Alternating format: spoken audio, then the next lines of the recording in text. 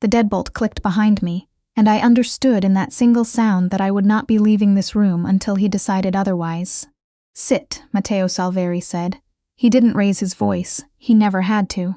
He gestured at the chair across from his desk, the way you'd offer a seat to a guest, except that his other hand was resting flat on a folder that I already knew contained my whole life. "You're not walking out that door until you tell me the truth, Miss Harlow. All of it. Whatever's left." My knees folded me into the leather before my brain agreed to it. Outside the tall windows, Montreal glittered under a hard February sky, the lights of the old port smeared with falling snow, the river a black seam far below. I remember thinking, absurdly, that I'd left the space heater on in Theo's room, and that if I didn't get home, the hydro bill would be worse this month. I remember thinking about a lot of small, ordinary things. The way you do when your body knows something enormous is happening, and your mind refuses to look at it directly. How did a 27-year-old night nurse from Verdun end up locked in the top-floor office of the most dangerous man in the city? I've asked myself that 100 times since. To answer it honestly, I have to go back 3 weeks, to the coldest night of my life, before I knew his name. I was Wren Harlow then, the way I'd been Wren Harlow for 27 years, without anyone important ever noticing. I worked the overnight shift in the emergency department at a hospital I won't name, because some of what happened there wasn't strictly by the book, and the people who covered for me have families. I picked up every shift I could. I was raising my brother. Theo was 13. Our parents died in a highway pileup on the 20 outside Drummondville when he was 7, and I was 21. And I did the only thing I could think to do, which was to take him. There was no ceremony to it. A social worker with kind eyes and a full caseload, a few signatures, and suddenly I was a kid raising a kid. Theo has a heart condition, a congenital thing, with a name that takes up half a line on a form, and he'd been on the list for a valve repair for longer than either of us liked to talk about. RAMQ covered the surgery itself, which is the mercy of living where we live. But it doesn't cover the wait, and it doesn't cover the months I'd have to take off unpaid to nurse him through recovery, and it doesn't cover a working furnace when yours dies in January. There's always a gap between what a country promises and what a family actually needs, and I lived my whole life in that gap. So when Mr. Furland, my charge nurse, told me to trade him a Saturday for a double, I said yes before he finished the sentence. I always said yes. That's the first thing you should know about who I was. The night it started, the ambulance bay doors banged open at 3:40 in the morning, with a gust of wind that could strip skin. 2 men carried in a third, and the 2 who were walking wore good coats, camel hair and cashmere. The kind of coats you notice because nobody wears them into an ER at 4 in the morning. The one they carried was bleeding out of a hole below his collarbone, and the blood on the tile was almost black under the fluorescence. "Gunshot," I said, already moving, already calling it out. "I need a trauma bay, I need ONEG, no police." The taller of the 2 men caught my arm. He had a voice like gravel poured slow. "You understand me? He gets fixed, no report. Here is the part I've never told anyone straight. There's a protocol for gunshot wounds. You call it in. It's the law and it's the right thing, and I have never in my life been someone who bends around the law. But the man on the gurney was young, maybe 20, and he was scared under all that blood, and he grabbed my wrist with a strength that surprised me and said, in a voice cracking like a boy's, "Please, my mother." And I thought of Theo, and I made a choice that I have spent a long time trying to feel simple about. I fixed him. Dr. Okafor and I fixed him, and Dr. Okafor is a better person than I am, and did it because I asked him to, and because the boy was dying and questions could come later. The bullet had missed everything that mattered by the width of a fingernail. By dawn the boy was stable, and the 2 men in the good coats were gone, and the chart said what it needed to say and nothing it didn't. I went home. I made Theo his eggs. I told myself it was over. 4 days later, a black car was parked outside our building on Wellington Street when I came off shift. I knew it was for me the way you know a dog is about to bite.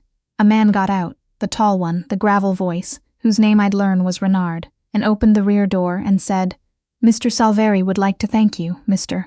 Salveri can send a card," I said, and kept walking because I was exhausted and terrified, and being rude was the only power I had.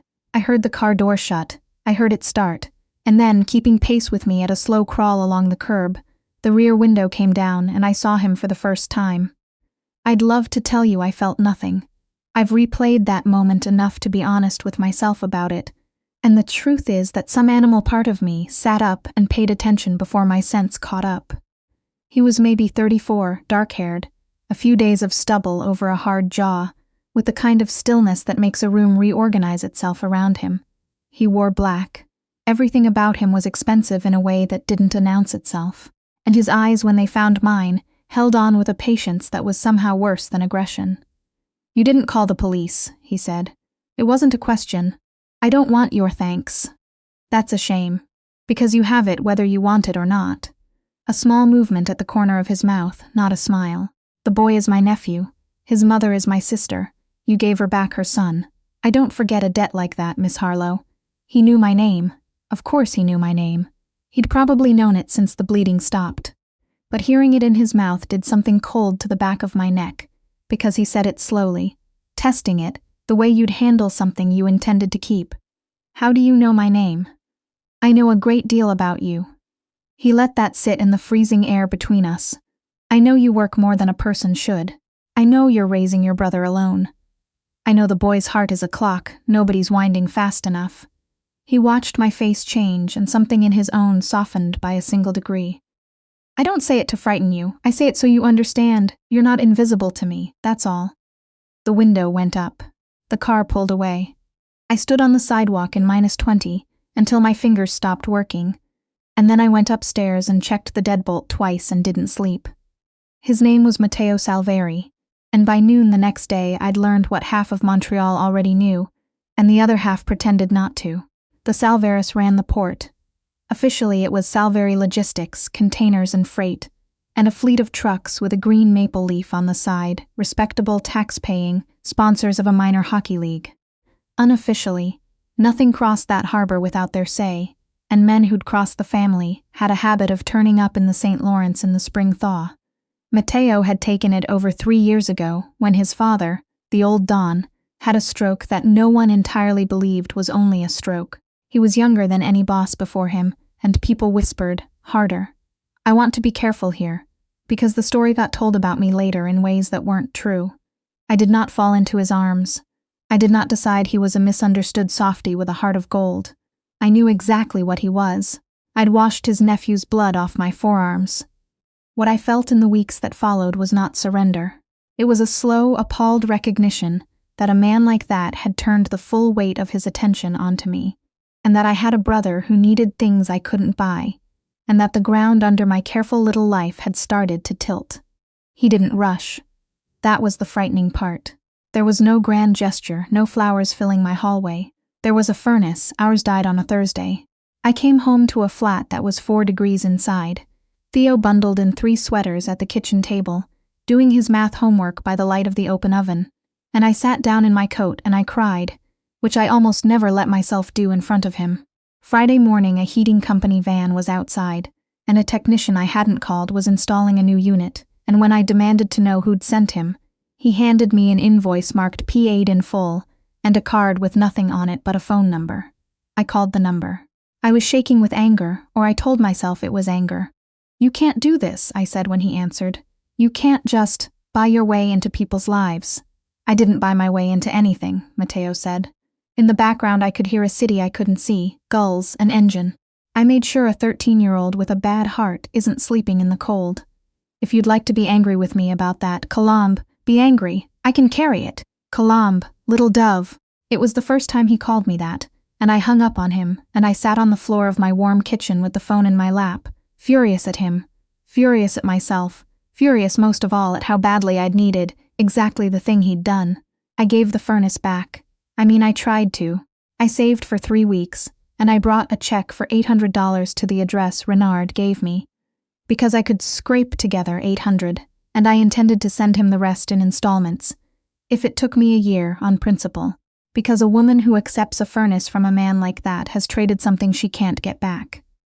That was how I ended up, on a Tuesday in February, walking into the lobby of a building on the waterfront I had no business being in, my winter boots leaving gray slush on marble, holding an envelope like a shield. I should have known better than to come in person. But some part of me wanted to look him in the eye when I refused him. The detective found me first. She was waiting by the elevators, and she flashed a badge, Sergeant Aline Dumont, Sûreté du Québec, Organized Crime Unit, and she said, in the reasonable, sympathetic voice they must teach at the academy, Miss Harlow, can I buy you a coffee? I think you're in a situation you don't fully understand.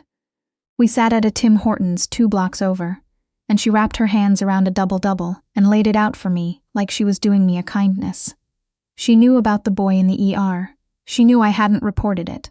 That, she reminded me gently, was a crime, obstruction, at minimum, and it could cost me my license, and what happens to a 13-year-old with a heart condition when his sister loses her income and maybe her freedom. Or, she said, you help me. You're close to him now, closer than anyone's gotten in years. We put a wire on you, you have a few conversations, and all of this goes away. Your record stays clean. Your brother stays with you. She slid a card across the sticky table. Matteo Salveri is not a good man, Ren. Whatever he's told you, whatever he's bought you. I took the card. I didn't say yes, but I didn't say no fast enough, and I have thought a great deal since about the fact that I sat in that Tim Hortons genuinely weighing it, because that's the kind of choice poverty makes for you. It turns your decency into a lever someone else gets to pull. I went up to his office anyway. I still had the $800. That was the day of the locked door. So now you know how I got there. Back to the top floor room, the snow, the folder under his hand. Sit, he'd said, and I'd sat, and now he was looking at me the way you look at a fault line. You had coffee this afternoon, he said, with Sergeant Dumont. Cold went through me. You had someone following me. I have people who watch what walks into my building.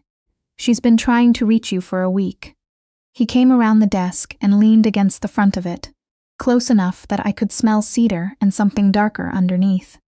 So I'm going to ask you once, Kalam, and I need the truth, because a lie here costs more than you can afford. Did you agree to wear a wire against me? No. It came out steady, which surprised me, she asked. I said nothing. I came here to give you back your money and tell you to leave me alone. He was quiet for a long moment, and in that quiet I understood that my whole life was balanced on whether he believed me.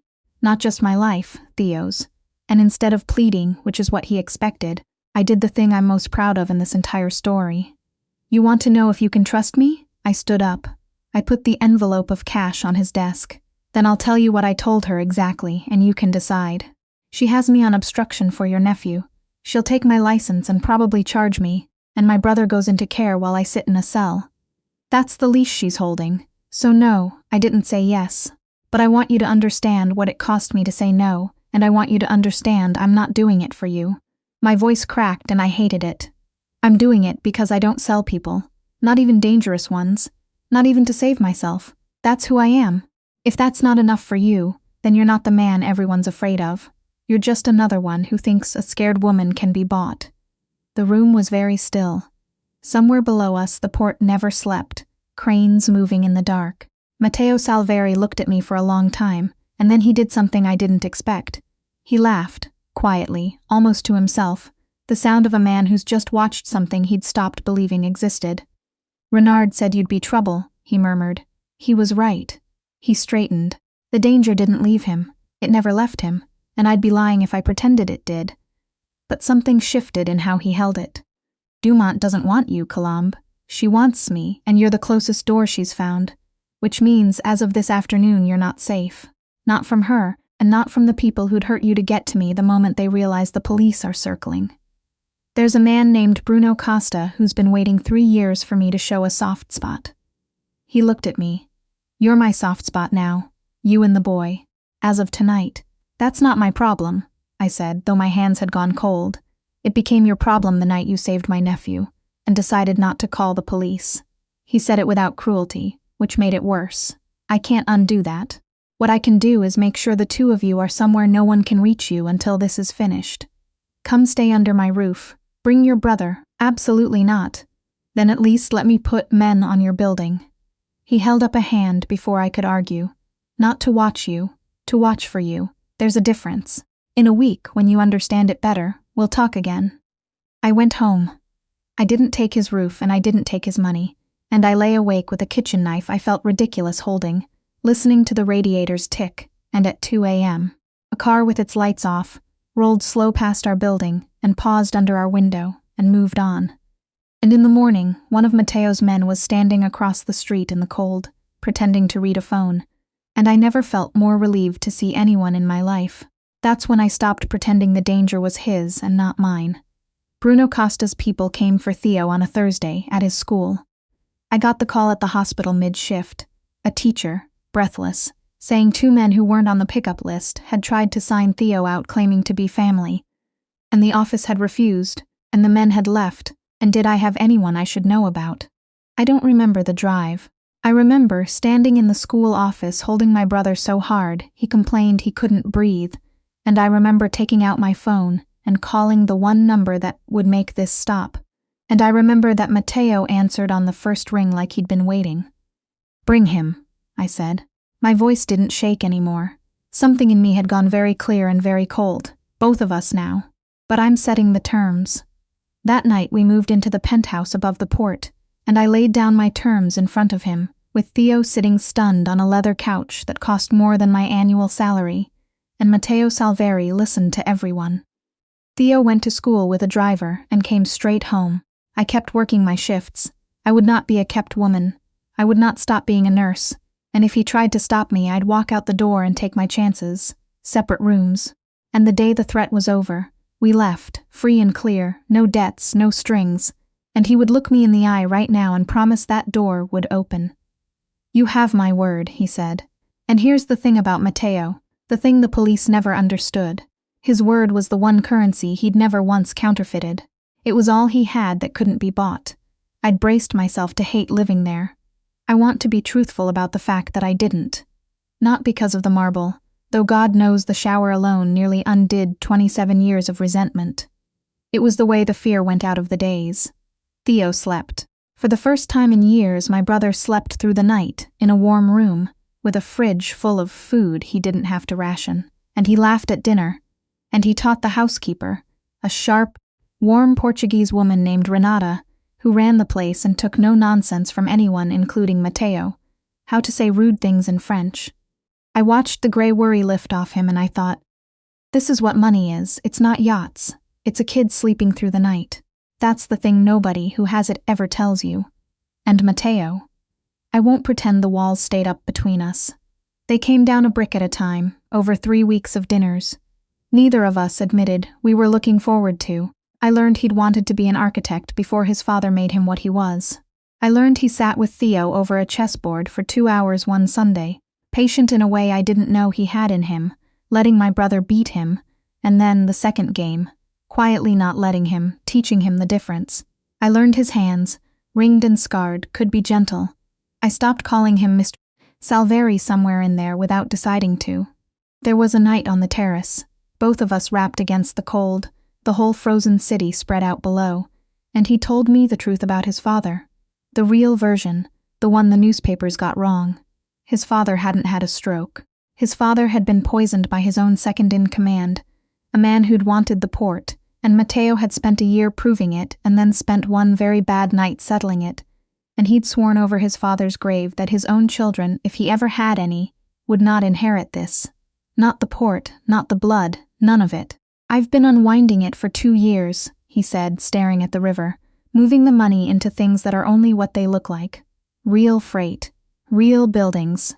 It's slow, and it's dangerous, because the men who like the old way would rather kill me than let me turn honest and take it from them. Costa is one of those men. He turned to me. "I'm telling you this because you asked me for the truth in that office, and I gave you a version of it, and you deserve the whole thing before you decide anything about me. I am not a good man, Colombe, but I am trying, for the first time in my life, to become one, and I would be lying if I said you had nothing to do with when I started." I didn't fall into his arms then either. I want that on the record, because the version of me that got whispered about later was a foolish girl swept off her feet, and she wasn't real. What I did was harder. I said, trying isn't the same as being. I've seen men promise to change. Usually it's the last thing they say before they don't. And I made him understand that I would not build a life on a man's intention. I'd build it, if I built it at all, on what he actually did, day after day, and that I reserved the absolute right to walk if he ever became again what he'd been. "That's fair," he said. That's more than fair.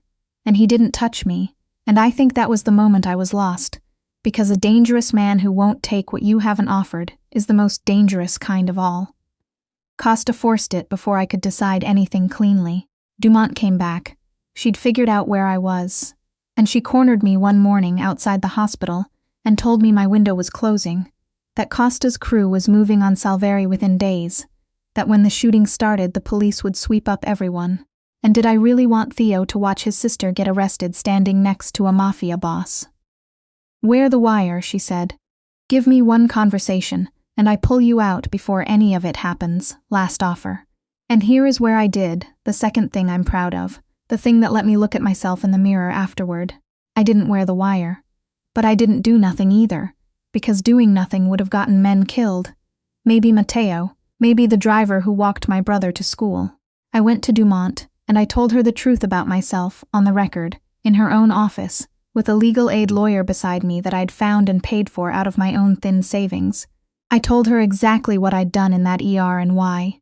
I took the obstruction charge onto my own back, and off of Matteo's leverage, so that she could never use me against him again, because a lever only works while it's a secret.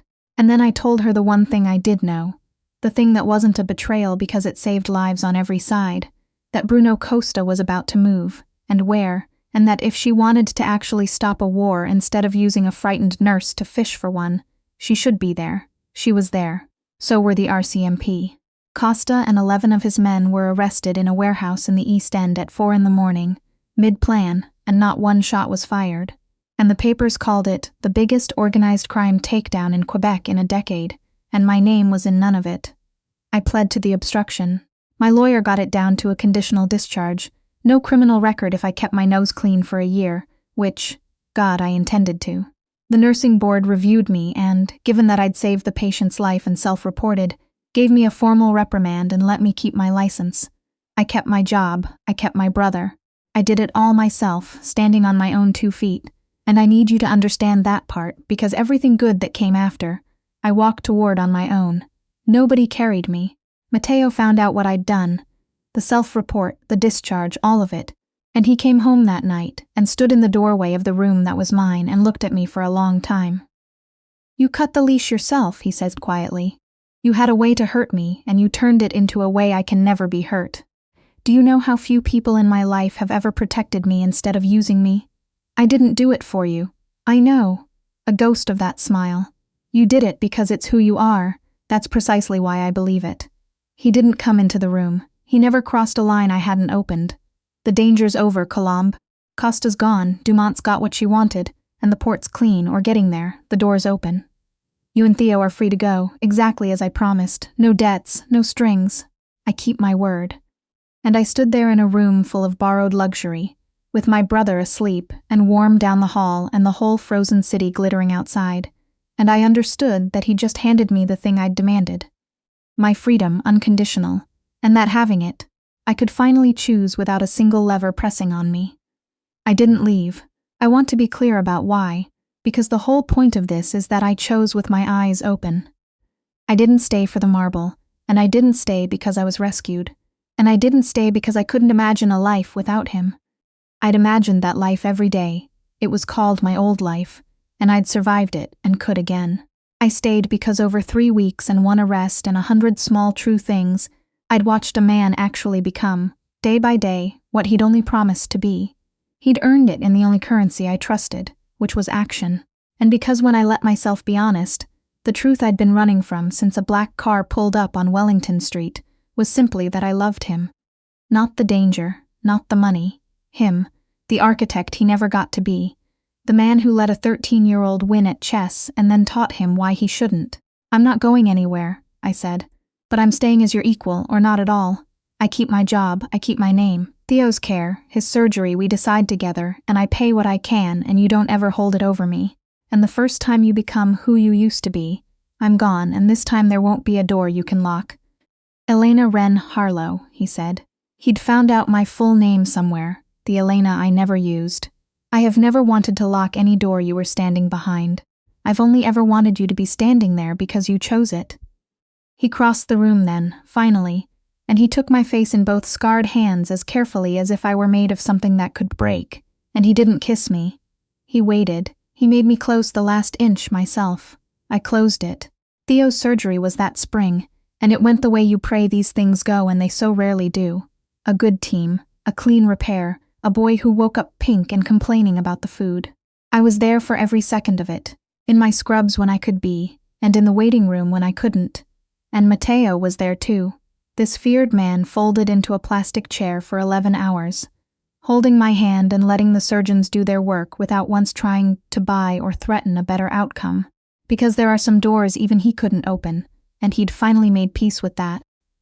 When the surgeon came out smiling, I watched Matteo Salveri put his face in his hands and weep, and I loved him more in that moment than I thought a person could stand. We didn't marry right away. I made him wait, and he let me, because by then he understood that the waiting was the whole point, that a yes I could take back at any moment and chose not to was worth more than any yes I gave under a spell.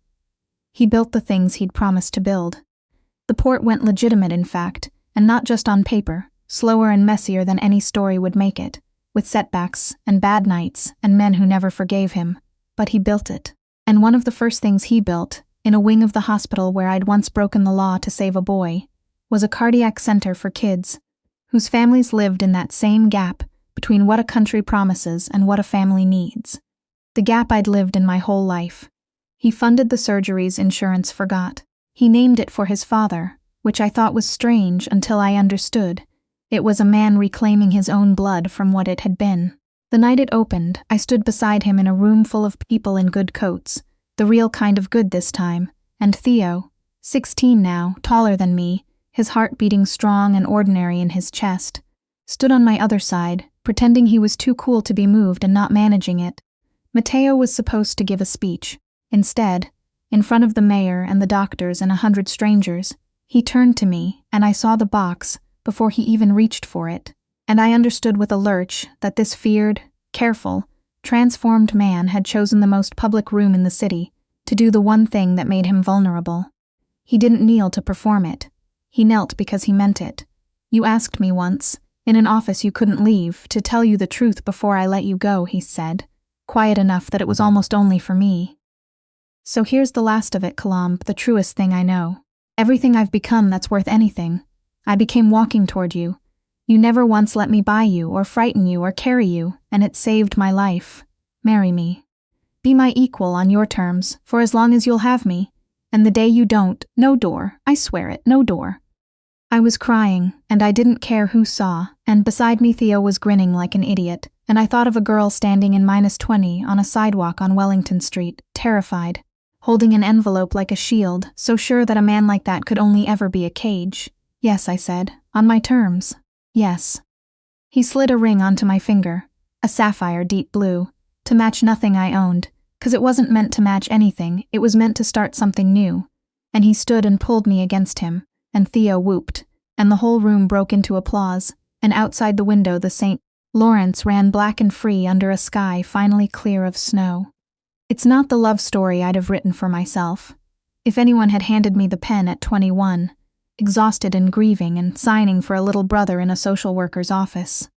The dangerous man and the tired nurse, each of us braced for the other to be the worst version of what we were, and finding instead the thing we'd both stopped believing we deserved. But it's mine. I chose every step of it with my own 2 feet and my own clear eyes, and knowing everything I know now, the fear, the folder, the locked door, all of it, I wouldn't hand the pen to anyone. I'd write it again exactly as it came.